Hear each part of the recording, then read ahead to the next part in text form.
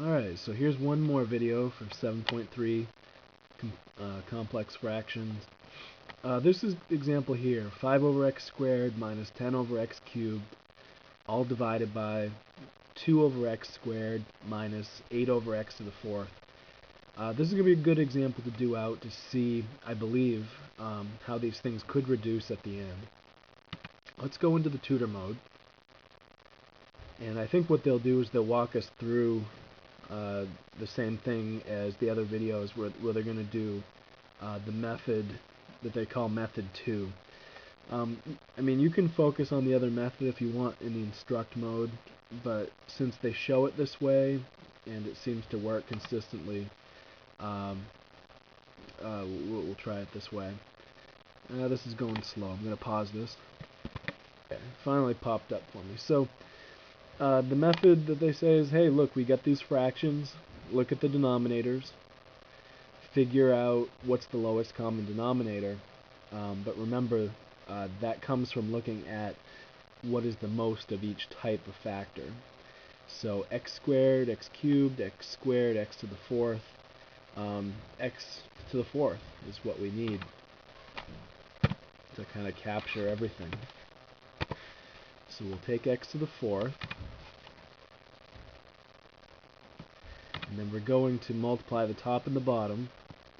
It's really the top and the top in a sense. The tops of these fractions are going to get multiplied by x to the fourth. So when it swoops into the first one with distribution, x squared and x to the fourth, you'll still have x squared left on top. So you'll have 5x squared. Actually, we need to make a fraction here. 5x squared. And then minus second distribution. 3 x's and 4 x's. There's going to be 1 x left on top that will multiply with the 10. So we got minus 10x. X to the fourth multiplies over with this guy. So x squared and x to the fourth reduce. You've got 2x squared left on top. And then minus x to the fourth and x to the fourth completely reduce. And we end up with 8. Minus 8. So what I see here is that there's some steps left to do. I'm going to see what they do when I click submit in terms of whether they're going to let me do another step in the practice, or if they're going to say, okay. So they're not letting me, they're really not helping you out here in terms of showing you the little steps that are left in this problem. So I'm going to pause this and I'm going to create a nice little paint program continuation of this problem. So we'll be right back. Okay, so here's the steps that they probably should show you, but they just kind of want you to get right to this answer. This is what we had, 5x squared minus 10x over 2x squared minus 8. Now, if I try to factor this, and all the other examples that I did for you prior to this, I kind of just talked through it and said, you know, maybe there was something common, but if we bothered to pull it out, we would see that nothing cancels. So we could just leave it as is and call it the final answer. But you always have to check. And in this case, when I pull out the greatest common factor, I pull out a 5x, which is common from these two. So this is like chapter 6, greatest common factor. You gotta pull that out. This has a 2 in common down here, 2x squared and a minus 8. So when I pull greatest common factors out, I get this. And then on the next step, x squared minus 4 is something that factors down into x plus 2, x minus 2. So on the top and on the bottom, we have 3 distinct factors. 5, x, and x minus 2 are all multiplied out. 2, x plus 2, and x minus 2 are all multiplied out. So they are distinct factors, which means we can cancel anything that's common. So you basically, I say cancel, probably reduce is the better way to describe it. I reduce those, they become 1s, but they multiply with what's left, and you get 5x, and you get 2 times x plus 2. And that would be a suitable final answer. they may want us to redistribute and say 2x plus 4. That may be possible. Usually they're okay with you leaving something factored. So let's put it in the way we just described.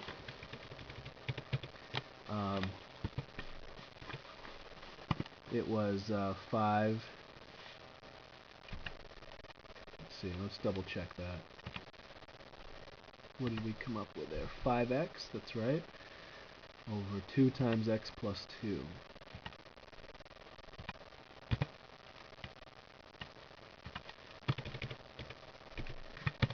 Alright, so they're going to let me put the parentheses in. So they should be completely fine with this answer right here. So we've completed the final step. Okay, that's probably the toughest problem of all of them that you'll see, other than maybe if you see the negative powers. Sometimes that throws people off a little bit. Alright, problem 6 of 7 here in the practice. What are we going to do with this one? Well, what we're going to do is potentially use method 1. Let's see what they recommend.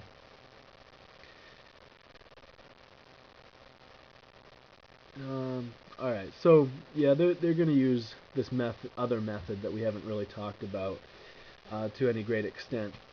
But all you need to really understand is that the alternate method involves trying to take one fraction and one fraction, and if you're dividing one by another, flip and multiply the bottom fraction, because that's how you divide fractions, is you invert and multiply the number you were dividing by. So it would be a quick step here, a lot faster than doing it the other way. Or I guess either way would work, because we could just multiply the top and bottom by x to the third. It really is going to work either way. So we can say, you know, if we want to entertain the way they're doing it, I flip the bottom fraction, so y cubed comes on top, 2x to the third is on bottom, and then you just have to look at what all the factors are and try to reduce. So remember what we did before, this example right prior to this, the factors look different because there were plus signs or minus signs between pieces, so we had to have binomial factors. These are all monomial factors, and they bother to write them all out and then remind you that you can cancel common stuff. So we can cancel a bunch of x's, we can cancel some y's,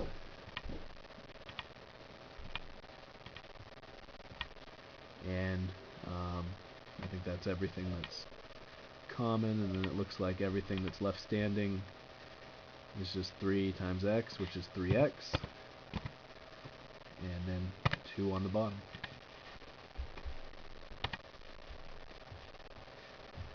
Okay, let's see what the last one looks like. So we're giving you some really a good representation of all the problems here. I just checked, my time is really low, but they'll take this same problem, invert and multiply this as well. So let me pause it, and then I'll get you through the tutor mode really fast. Okay, so I took the bottom fraction, I inverted it and multiplied instead, and then I'm going to need to figure out what will cancel. All I see are a pair of x's. The rest of these, even though there's like maybe an x here and an x here, or here and here, you have to have the exact same pieces separated by multiplication in order to cancel them out. So the exact same factors separated by multiplication. So we just put these all together and we should be all set. I think we got enough time to just type it right in here. So if I multiply it out, I could leave it either in the parenthesis fashion or multiply it all out. If I want to leave it in the parenthesis fashion, 3x times x plus 5 over 5 times 5x minus 2. And we're done. So this completes the certified.